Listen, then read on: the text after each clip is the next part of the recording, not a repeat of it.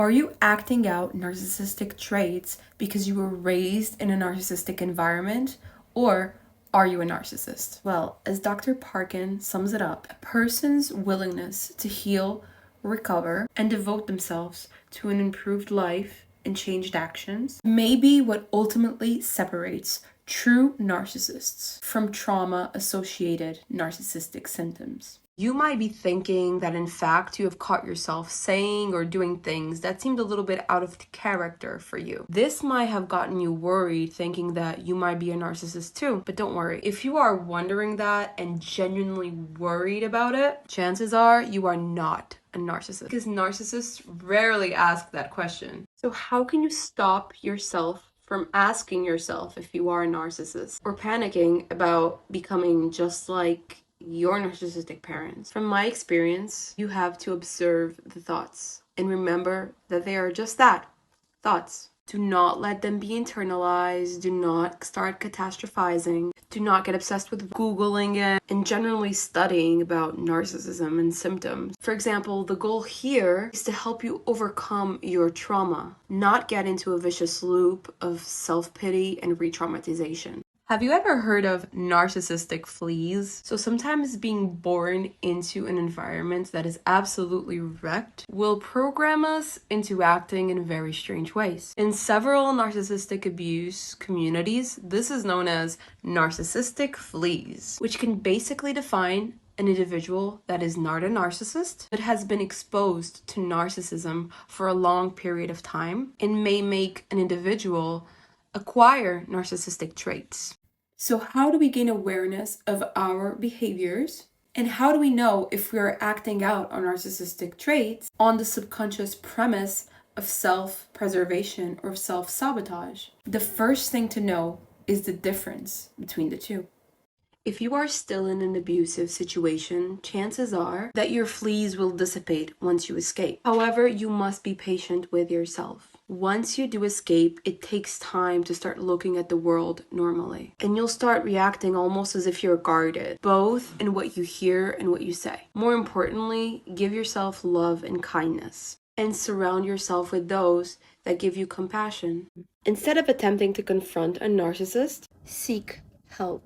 Try to cut them off as soon as possible. Do not tell them that you are going to cut them off. Do it slowly. Find excuses and slowly drift away from their life. If it is not possible to do that right away, as it was my case when I was in this situation, and it was pretty serious, seek professional help and counseling right away. Even if you are struggling financially, find a way to invest in your own mental health. Seriously, there is nothing better than the help of a professional to help you through this time of need. You will be so thankful that you did it. If you truly cannot afford professional help right now, go to the nearest hospital, contact your local authorities, or access online support groups that might help you, and you might even be able to connect with someone in your area that is going through something similar than you are, and you guys can help each other. When you are educated to be someone's #1 fan, it is pretty much impossible to imagine a reality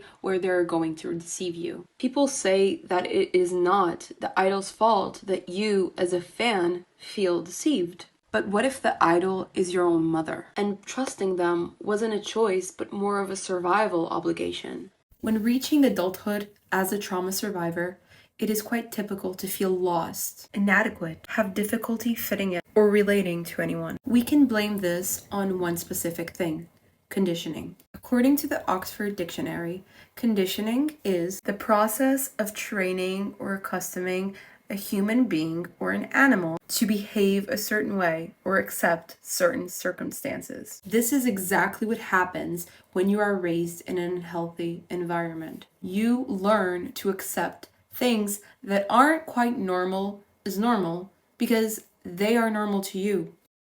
So dealing with a narcissist can get you very physically and emotionally drained, and it is often that you just brush it off, although you know the difference between a genuine human connection and one that simply feels out of tune. However, this gets even trickier if you were raised by narcissists and have had little to no contact with what I usually call real humans. And for this reason, you are most likely out of touch with your own intuition and therefore have self-trust issues. But being connected to a narcissist is not a perpetual sentence. Trust me, 2 months ago, I really thought that it was. And now I'm slowly getting back to my feet and learning.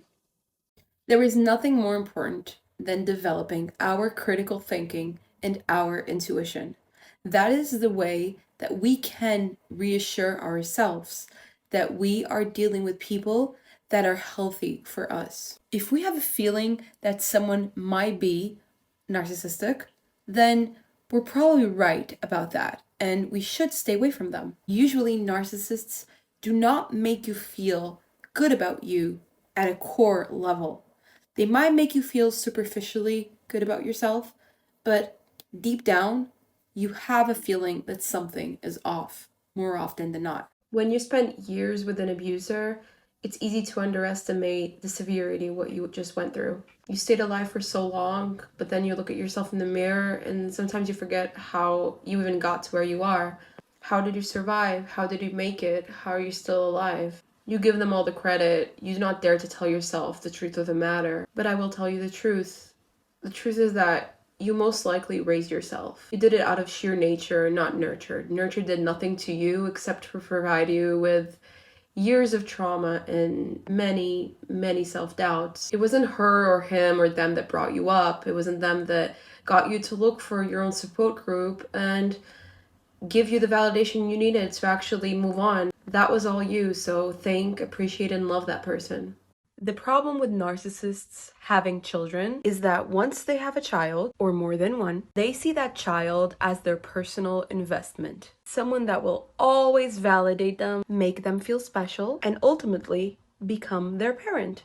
Although narcissists who are raising another human being are commonly known as parents, they are far from it. Because they refuse to connect to someone else's needs, they are unable to understand a child's needs, which often generates a lot of anger and frustration because they cannot understand how can someone need anything besides them and their existence. When surrounded by toxic relationships throughout our upbringing, chances are we will have difficulty identifying what respect even means. This happens because we did not witness it in relationships close to us. It is also not particularly helpful that the stories that we hear in movies, songs, or even in literature are often of toxic nature. These can also help us model these toxic behaviors. In other words, learning by copying someone else's behaviors.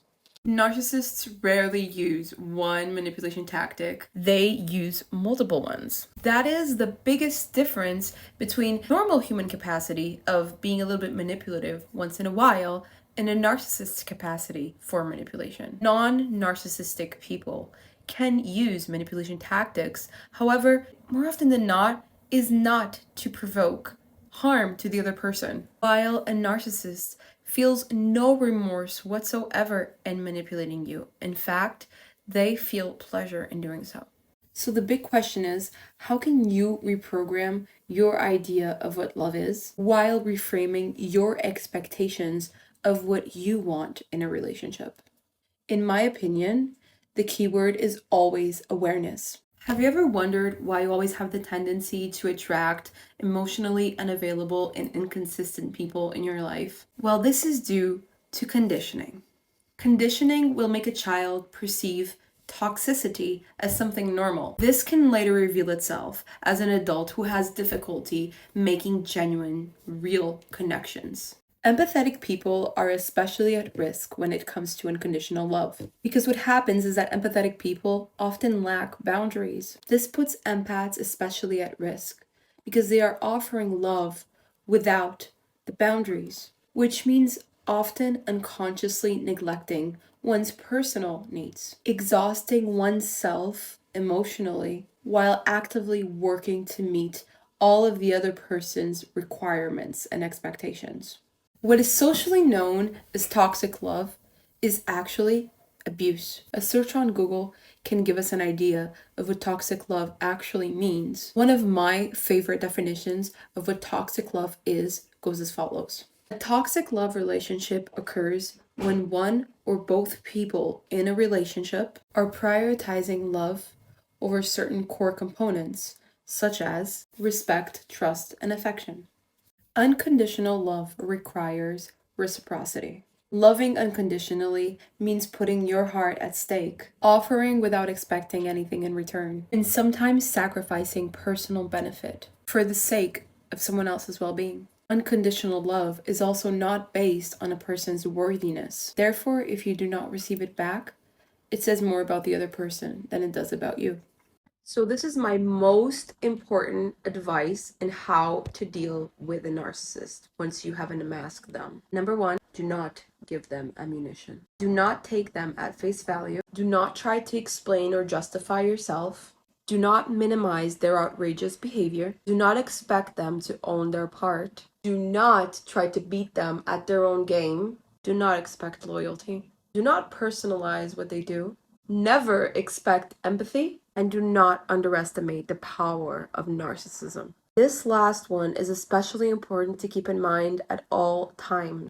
And I am telling you this because had I not overestimated the narcissists that I was dealing with, I would probably not be here right now, giving you the advice that I gave myself at the time.